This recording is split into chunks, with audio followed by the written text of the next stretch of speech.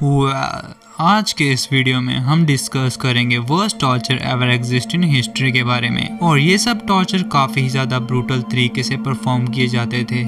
इन सब टॉर्चर का main motive होता था विक्टिम को ज़्यादा से ज़्यादा पेन पहुंचाना, और इन सब टॉर्चर को इतना ज़्यादा प्रोफेशनल तरीके से एग्जीक्यूट किया जाता था कि ताकि विक्टिम धीरे धीरे और तड़प तड़प के मरे, ना कि एक झटके में। इस वीडियो में मैंने काफ़ी ही ज़्यादा disturbing and horrifying torture method include किए हैं, इसीलिए जिन लोगों को इस तरीके का कंटेंट सूट नहीं करता वो अभी के अभी इस वीडियो को छोड़ दें।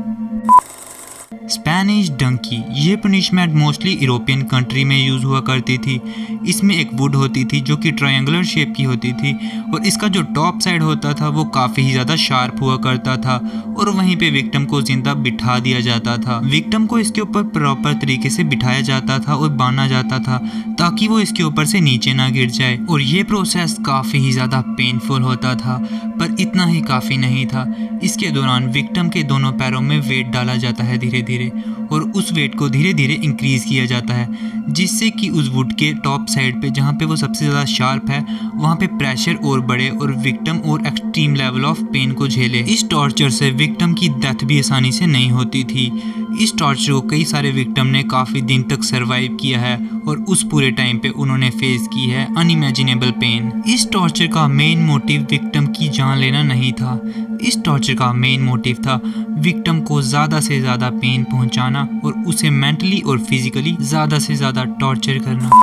ब्लड ईगल, ये टॉर्चर मोस्टली वाइकिंग्स यूज़ किया करते थे, और इस टॉर्चर में वाइकिंग्स पहले विक्टिम को जिंदा पकड़ते थे और उसके बाद उसकी पीठ में ऊपर से लेके नीचे तक एक बड़ा सा कट लगा देते थे। और जब ये विक्टिम की पीठ पे उस कट को लगा रहे होते हैं और उस समय विक्टिम जिंदा होता है, और उसके बाद विक्टिम की बैकबोन से उसकी सभी रिब्स को अलग कर देते हैं और बाहर की तरफ खींच देते हैं, और उसके बाद विक्टिम के लंग्स को भी बाहर की तरफ खींचा जाता है और उसके रिब्स के ऊपर फिट कर दिया जाता है, जिससे कि एक विंग्स टाइप शेप आ जाती है। इसीलिए इस टॉर्चर का नाम है ब्लड ईगल।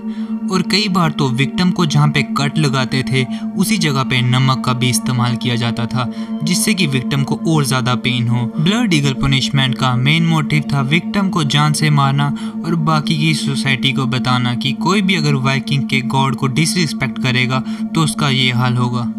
स्कैफिज्म, कई लोग मानते हैं कि ये वर्ल्ड का सबसे वर्स्ट टॉर्चर है। अभी तक मैंने इस वीडियो में जितने भी टॉर्चर इंक्लूड किए हैं वो सभी ही काफ़ी ज़्यादा पेनफुल हैं, बट आई नो कि ये वाला जो प्रोसेस है ये भी काफ़ी ज़्यादा पेनफुल और हॉरिफाइंग है, बट इसका ये मतलब नहीं कि ये सबसे ज़्यादा वर्स्ट टॉर्चर है। तो अब बात करते हैं स्कैफिज्म के फुल प्रोसेस के बारे में। इसमें विक्टिम को पहले दो बोट के बीच में रखा जाता था, और जो ऊपर वाली बोट होती थी उसमें होल्स किए जाते थे जिससे कि विक्टिम का सर बाहर आ पाए और उसके हाथ पैर भी। और उसके बाद विक्टिम को ज़बरदस्ती शहद और दूध पिला दिया जाता था और उसकी बॉडी पे भी शहद लगा दिया जाता था, और उसके बाद उस बोट को सी या रिवर के बीच में डाल देते थे। अब उसकी बॉडी पे काफ़ी सारा शहद लगा है, इसलिए काफ़ी सारे इंसेक्ट उस पर अट्रैक्ट हो जाते हैं। स्टार्टिंग में वो सब इंसेक्ट विक्टिम के ऊपर लगे हुए शहद को खाते हैं, पर धीरे धीरे वो विक्टिम को भी खाने लगते हैं और उसके पूरे अंदर तक घुस जाते हैं, और उसके अलावा डिहाइड्रेशन और इन्फेक्शन की वजह से उस विक्टिम की डेथ हो जाती थी। स्कैफिज्म में विक्टिम की जान काफ़ी धीरे धीरे निकलती है। विक्टिम को रोज सुबह दूध और शहद पिलाया जाता है और रिवर के बीच में छोड़ दिया जाता है। उसके बाद कीड़े उसकी बॉडी को धीरे धीरे नोच के खा लेते हैं, और धीरे धीरे करके वो उसके सभी ऑर्गन्स में भी घुस जाते हैं, जिससे कि मल्टीपल ऑर्गन फेलियर की वजह से भी विक्टिम की डेथ हो जाती है।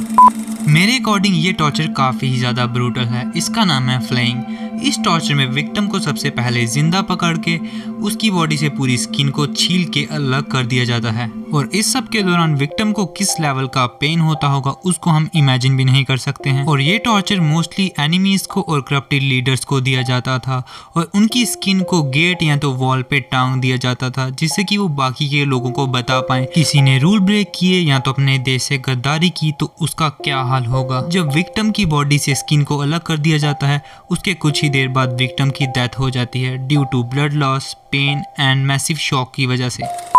पुआना कली, इस टॉर्चर का मोस्टली यूज़ एंशिएंट रोम में किया जाता था। जो पर्सन अपनी फैमिली या तो अपने ब्लड रिलेशन के अंदर किसी का मर्डर करता था और उसे ये पनिशमेंट मिलती थी।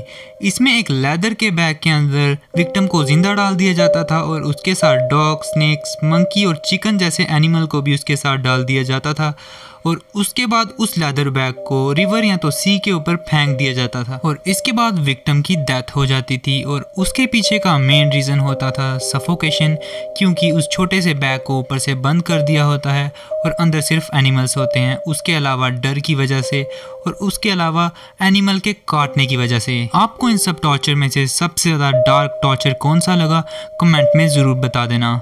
और जब मैं इस वीडियो की रिसर्च कर रहा था, इससे रिलेटेड कुछ पढ़ रहा था या तो देख रहा था, उस समय मेरे दिमाग में एक चीज़ आती है, जिन विक्टिम के ऊपर ये सब होता था मरने से पहले उनके दिमाग में क्या चलता होगा और वो किस लेवल का पेन और ट्रॉमा फेस करते होंगे। अगर वीडियो अच्छी लगी तो वीडियो को लाइक कर देना और चैनल को सब्सक्राइब कर देना और मिलते हैं एक और नई वीडियो में।